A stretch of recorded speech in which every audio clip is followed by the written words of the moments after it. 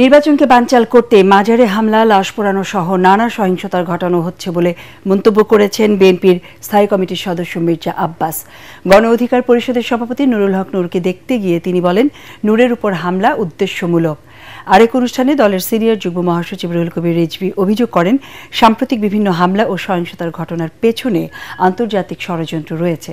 Kamruzzaman রাজীবের report. রাজধানীর কাকরাইলে পুলিশের লাঠিচার্জে গুরুতর আহত গণ অধিকার পরিষদের সভাপতি নুরুল হক নূরকে দেখতে ঢাকা মেডিকেল কলেজ হাসপাতালে আসেন বিএনপির স্থায়ী কমিটির সদস্য মির্জা আব্বাস। এ সময় তিনি নূরের শারীরিক অবস্থার খোঁজ খবর নেন। পরে সাংবাদিকদের জানান, টার্গেট করে কিছু লোকের উপর হামলা চালানো হচ্ছে, সরকারকে এর কারণ বের করতে হবে। মাজার ভাঙচুর সহ বিভিন্ন অস্থিরতা বিচ্ছিন্ন ঘটনা নয় দাবি করে আব্বাস বলেন, একটি শ্রেণী চায় না দেশে নির্বাচন হোক। সব মশার বিরুদ্ধে সুরক্ষা দিতে এলো বসুন্ধরা এক্সট্রিম অ্যারোসল, মশার বিরুদ্ধে এক্সট্রিম সুরক্ষা। এই হামলাগুলো সরকারকে এখন দেখা দরকার করতে হচ্ছে। এগুলো আসলে বিচ্ছিন্ন কিছু না। নির্বাচনটা সামনে রেখে এই ধরনের আরো অনেক কিছু সামনে আপনারা দেখতে পাবেন, যাতে নির্বাচনটা না হয়। একটা শ্রেণীর লোক চাচ্ছে যাতে নির্বাচন না হয়। আমার মনে হচ্ছে না দেশে একটা স্বাভাবিক প্রক্রিয়া আমরা যাচ্ছি, একটা অস্বাভাবিক প্রক্রিয়ায় দেশটা এগিয়ে যাচ্ছে। অন্যদিকে ঈদে মিলাদুন্নবী উপলক্ষে দলের নয়াপল্টন কেন্দ্রীয় কার্যালয়ে দোয়া মাহফিলে বিএনপির সিনিয়র যুগ্ম মহাসচিব রুহুল কবির রিজভী বলেন, দেশ নিয়ে গভীর চক্রান্ত চলছে। তৌহিদি জনতার নামে কারা নৈরাজ্য সৃষ্টি করছে তা খতিয়ে দেখতে অন্তর্বর্তী সরকারের প্রতি আহ্বান জানান রিজভী। এই দেশের পূজা মণ্ডপ পাহারা দেয় আলেম ওলামারা, সেই দেশে মাজার ভাঙা, মাজারে সেখানে লাশ পুড়িয়ে দেওয়ার মতো ঘটনা, অবশ্যই এর পিছনে আন্তর্জাতিক কোনো ষড়যন্ত্র আছে। বিএনপির আমলে যেমন চক্রান্ত করেছিলেন হাসিনা বাংলাদেশের ভাবমূর্তিকে কলঙ্কিত করার জন্য, এখন আবার সেই প্রচেষ্টা চলছে কিনা এটাই অন্তর্বর্তীকালীন সরকারকে প্রমাণ করতে হবে, দেখাতে হবে কারা এটার সাথে যুক্ত। এসব ঘটনার তীব্র নিন্দা ও প্রতিবাদ জানিয়ে তিনি আরো বলেন, এর মাধ্যমে দেশের ভাবমূর্তি নষ্টের চেষ্টা চলছে। রাজনৈতিক কর্মসূচি মবের অংশ নয় বলে মন্তব্য করেছেন উপদেষ্টা আসিফ মাহমুদ সজীব ভুঁইয়া। তিনি বলেন, যারা ডিসেম্বরে নির্বাচন চেয়েছিল তাদের অনেকেই এখন ভোট পেছানোর ষড়যন্ত্রে লিপ্ত। দুপুরে পিডিবিএফ নিয়োগ পরিচিতি সভায় অংশ নিয়ে সাংবাদিকদের প্রশ্নের জবাবে উপদেষ্টা এসব কথা বলেন। দেশে নানা ধরনের অস্থিরতা সৃষ্টির অভিযোগ তুলে তিনি বলেন, জাতীয় পার্টির পক্ষ থেকে প্রথম হামলা হয়েছে।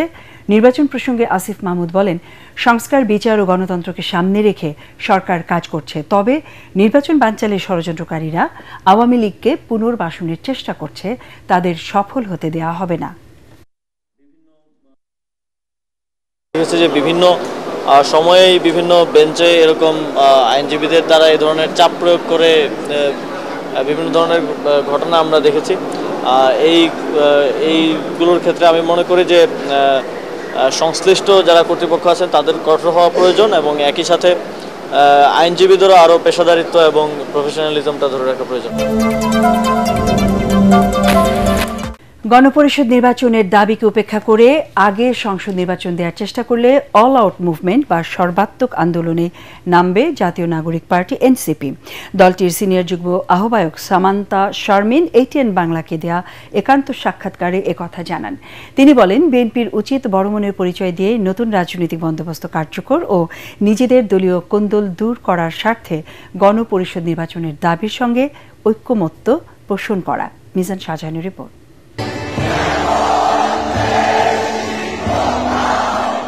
জুলাই আন্দোলনে নেতৃত্ব দেয়া শিক্ষার্থীদের রাজনৈতিক দল এনসিপি।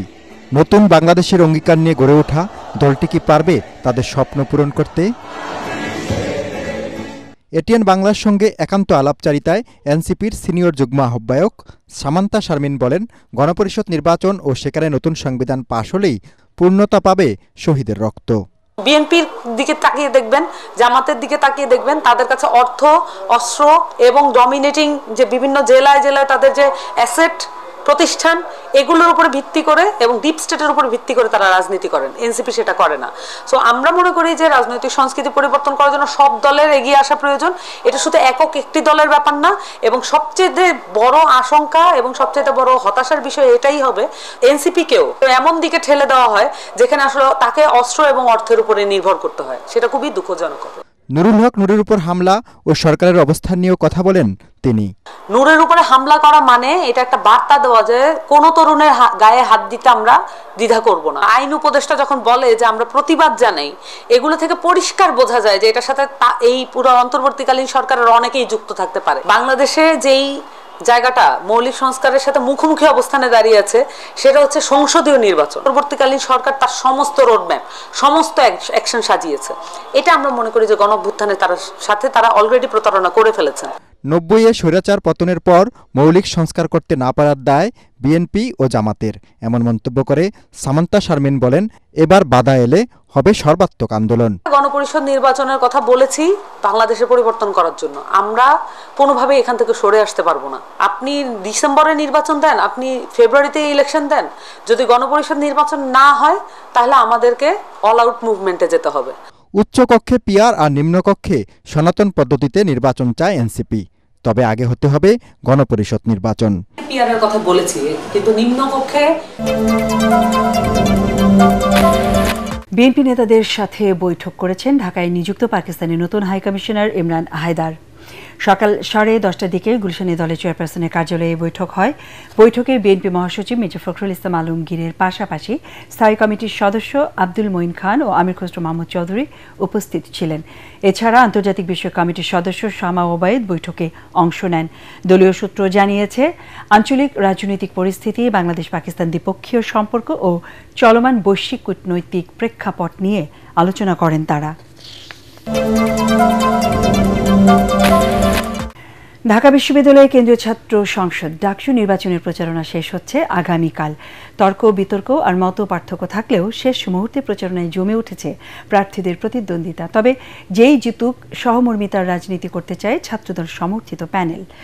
আর 9 তারিখ ভোট বিপ্লব হবে বলে মনে করেন ঐক্যবদ্ধ শিক্ষার্থী জোটের ভিপি প্রার্থী সাদিক কায়েম। এদিকে বৈষম্য বিরোধী ছাত্র সংসদের ভিপি প্রার্থী আব্দুল কাদের জানিয়েছেন, অভ্যুত্থানের শক্তি এক থাকলেই প্রত্যাশিত ক্যাম্পাস বিনির্মাণ সম্ভব। রিপোর্ট করছেন আদ্দিন সাজিব। ছুটির দিনে ঢাকা বিশ্ববিদ্যালয়ের ক্যাম্পাস ফাঁকা, তাই হলে হলে শিক্ষার্থীদের দুয়ারে প্রার্থীরা।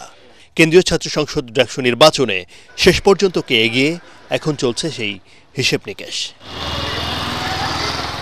ছাত্রদল, ছাত্র শিবির, গণতান্ত্রিক ছাত্র সংসদ কিংবা স্বতন্ত্র প্যানেলের প্রার্থী নির্বাচনী ইশতেহার দিয়েছেন প্রায় সবাই। শিক্ষার্থীদের স্বপ্নের ক্যাম্পাস বিনির্মাণের লক্ষ্য প্রত্যেকেরই। প্রত্যাশা, ভোট বিপ্লব হবে এবার। 17 বছর পর আমরা একটা প্রথম আশা করি একটা ফ্রি অ্যান্ড ফেয়ার ইলেকশন আমরা পেতে যাচ্ছি। এখন এসে যদি ছাত্রছাত্রীরা তাদের ভোটিং রাইটটা প্র্যাকটিস না করে, তাহলে কিন্তু সবার জন্যই বলা যায় সামনের দিনে ডাকসুটাকে রেগুলার করা আমাদের জন্য কঠিন হয়ে যাবে। জুলাই গণঅভ্যুত্থান শক্তি একত্রিত হচ্ছে, সেটা অবশ্যই পজিটিভ দিক। অবশ্যই সেটা ক্যাম্পাস, শিক্ষাঙ্গন, জাতির জন্য উপকৃত হবে। নতুন ব্যবস্থা এখানে হাজির করা, ক্যাম্পাস লেভেলে হোক, জাতীয় লেভেলে হোক, ক্যাম্পাস লেভেলে নতুন ব্যবস্থা হাজির করতে হলে সেটা অবশ্যই ডাকসুর মধ্য দিয়ে হতে হবে। আচরণবিধি লঙ্ঘনের অভিযোগ আছে, সাইবার বুলিং, প্রচারণায় বহিরাগতদের উপস্থিতির কথাও জানাচ্ছেন কেউ কেউ। প্রশাসনের ধীরগতির অ্যাকশন আর ভোটকেন্দ্র নিয়েও অসন্তোষ রয়েছে কারো কারো। আমাদের 36টি সংস্কার প্রস্তাবনা দিয়েছি, 12 মাসে করতে চাই।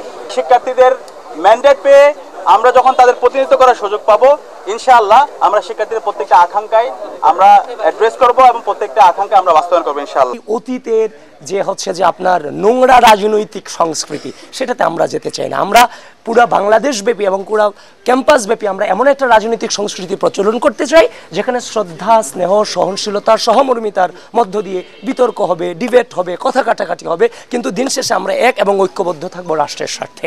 ভোটের দিন আগামী 9 সেপ্টেম্বর রোববারই শেষ হচ্ছে প্রচারণাও। প্রার্থীদের কথার লড়াই থাকলেও শেষ পর্যন্ত শিক্ষার্থীরা তাদের প্রতিনিধি হিসেবে কাকে বেছে নিচ্ছেন সেটা জানা এখন সময়ের ব্যাপার।